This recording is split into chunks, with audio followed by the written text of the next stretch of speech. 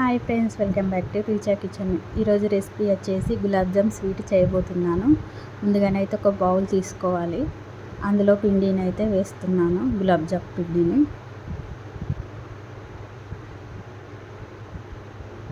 అందులోకి అయితే కొన్ని పాలు అయితే తీసుకోవాలి. పాలు యాడ్ చేసుకుంటూ పిండిలో కలుపుకోవాలి. కొన్ని పోస్తూ కలుపుకోవాలి.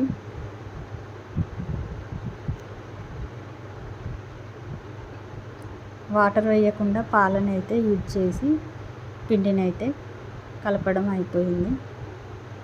చిన్న చిన్న బాల్స్ లాగా దాట్లు లేకుండా స్మూత్గా చుట్టేసుకోవాలి. గులాబ్ జామ్ బాల్స్ అయితే చుట్టేయడం అయిపోయింది. పక్కన పెట్టేద్దాం. నెక్స్ట్ వచ్చేసి స్టవ్ అయితే వెలిగిద్దాం. కడాయి పెట్టేసి అందులోకి అయితే ఆయిల్ అయితే వేద్దాం.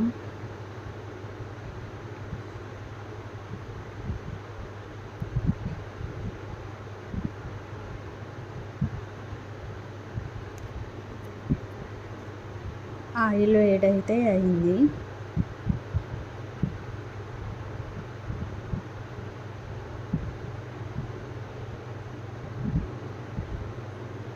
ఇప్పుడు గులాబ్ జామ్ చుట్టేసుకున్న బాల్స్ని అయితే ఆయిల్లో వేద్దాం.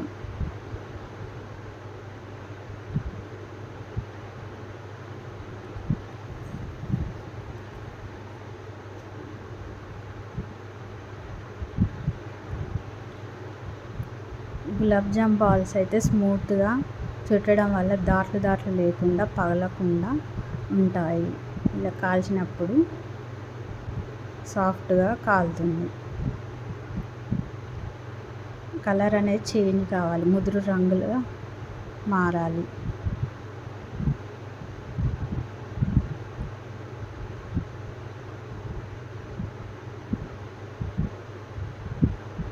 కాల్చడం అయితే అయిపోయింది. అదే స్టవ్ పైన ఒక గంజి పెట్టేసి అందులో 2 కప్పుల పంచదారను అయితే తీసుకోవాలి. అందులో కొంచెం వాటర్ పోసుకోవాలి పాకానికి.